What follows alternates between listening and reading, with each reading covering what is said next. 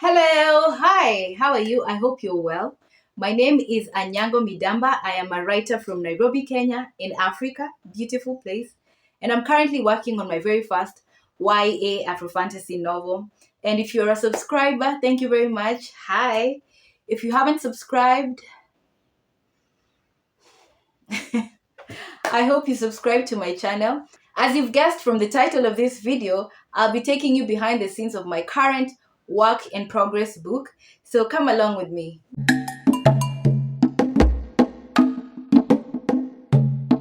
Once again, thank you very much for clicking this video. So in this video, I'm going to be introducing the working title of the story, the setting, the genre, why the story, what inspired the story, what inspired the setting, and hopefully what I hope the story will do. Drum rolls, please. Without further ado, I'm introducing Project TDS.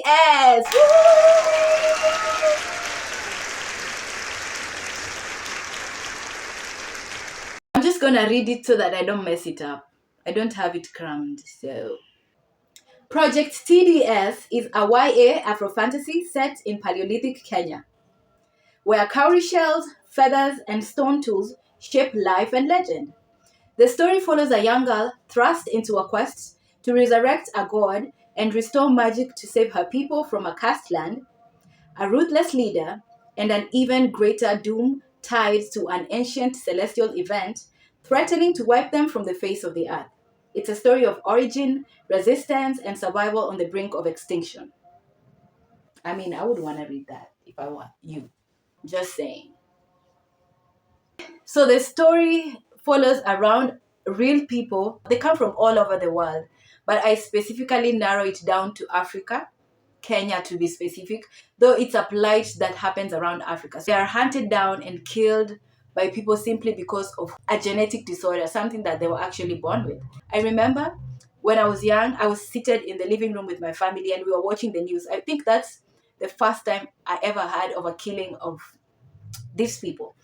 And so we were watching the news and a story came up about a young girl, a dismembered body of a young girl that was found in a thicket.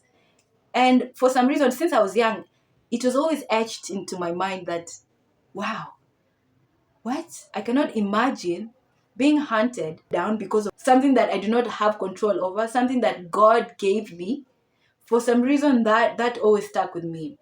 And as time went by, I saw more and more cases, and I then realized very quickly that it was not something that was only happening in my country, Kenya, but it was happening across Africa. And I'm sure you've either heard of it or not, but that's exactly why I'm writing my book, because I believe that more people need to hear about this, because it is something that is happening and something that is very, very wrong.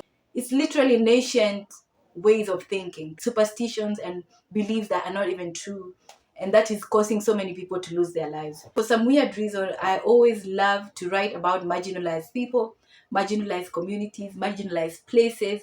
If like they are repelling it, I'm going to be attracted to it. Like if you're chasing it away, you might as well chase me away with them, because I want to understand them. Because I mean, we're all here, might as well coexist, you know? Just for reference, there's a short story that I wrote. It's going to be in my description box below. So if you want to understand what does she mean, she always likes to write about marginalized people, just go to the description box below and read one of my stories that was published in a magazine last year. It's called The Karkar of Envitanet. It's a story about a community here in Kenya called the Ilimanyang community. It's in northern Kenya. They are born with a genetic disorder, which means they suffer from anhidrosis. They cannot sweat. Can you imagine that? And they live in northern Kenya. So here's the thing. In northern Kenya, it's very hot and dry, and water is scarce. And so can you imagine these people who cannot sweat? They have little hair on their heads, and they have, I think, only 2 incisors as teeth. And so they literally have to walk with water everywhere they go. And remember, it's already an issue trying to find water. And they have to find water to walk around with it so that they can pour it on themselves. In case they don't do it, they will die. They'll die. And so when I heard about that, I was like, how come no one is talking about this? And for some reason, I wrote a story about it and gave them magic And because I feel like it's so magical, we don't always have to look the same. That's one thing that I also stand by. Like, we don't have to look the same, and there's magic in our differences, there's beauty in our differences. So, back to my story. So, the story that actually did it for me was a true story of a young boy who had this genetic disorder that centers around my book. He was very distraught because he had just survived an attack by his father and his friends. I could see the betrayal in this child's eye as he narrated how his father literally pinned him to the ground and allowed these other men to chop off his limbs. And they literally tried to kill him because of this superstition, whereby they believe that their genetic disorder makes them magical creatures, which is weird. I saw that and I was distraught. I was so sad. It was appalling, to say the least. I felt like I needed to tell their story. I was like, yes, there are people who are talking about this, but if this can reach more people, then the better. That is why I decided to write this story. Now, initially, it was just going to be contemporary urban fiction until I read Children of Blood and Bone. And I realized this is exactly what the story is. It has to have magic. And here's the thing again. For the longest time, I've always felt so helpless. So helpless. Like, I see so much injustice happening, even with the government and stuff like that. And I always say one thing to myself: if I had magic, I would be invincible and I will go and avenge thee. I will avenge thee, everybody. Like, all the deaths, all the kidnappings, all these things that happen. And in my mind, I'm like, I want to solve this, but I do not have the power. And for some reason, after I started reading fantasy books, I was like, you know, maybe in an alternative world, in a fictional world, if I had the power to resolve this, how would I use my power? And then I realized I was gonna kill a lot of people, wield a magical sword and slay everybody. And then I realized maybe killing isn't really always the option. Sometimes it is, but it's not always the option. Conversation is like what we're having right now. I discovered that you could actually give people magic in a fictional world and see how they maneuver. And I thought that was very intriguing. And that's when I decided to incorporate magic into my book. I was not exposed to fantasy as a child. In the fullness of time, God makes everything beautiful. And I discovered fantasy. And now I'm writing fantasy. See? The setting of my story is here in Kenya. Kenya is in Africa, is in East Africa. Such a beautiful place. And fun fact, Kenya is actually ranked top 5 tourist destinations here in Africa. I think there's South Africa, Morocco, Egypt, Tanzania, and then there's Kenya. And we are very much known for things like wildlife safaris. So if you want to see the lions, the zebras, the giraffes, the rhino, everything, elephants, this is the place to be. You're welcome. Just hit me up when you get here.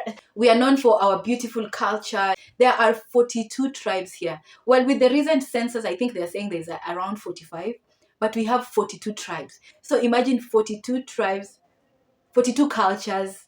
It is so much, it's so diverse, it's so beautiful. And I feel like there's not a lot of art of ours that is out there. And that is exactly why I was born.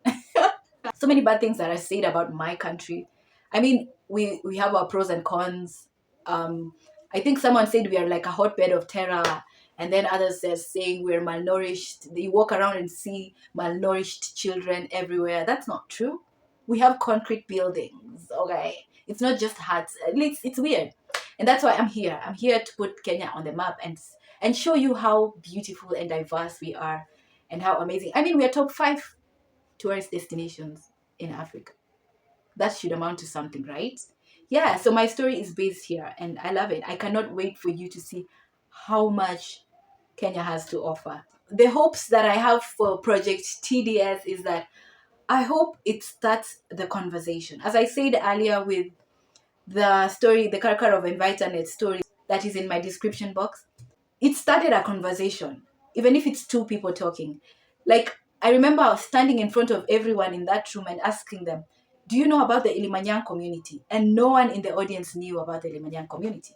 But you see, everyone left that place that night knowing about this community that is living in a marginalized area in northern Kenya.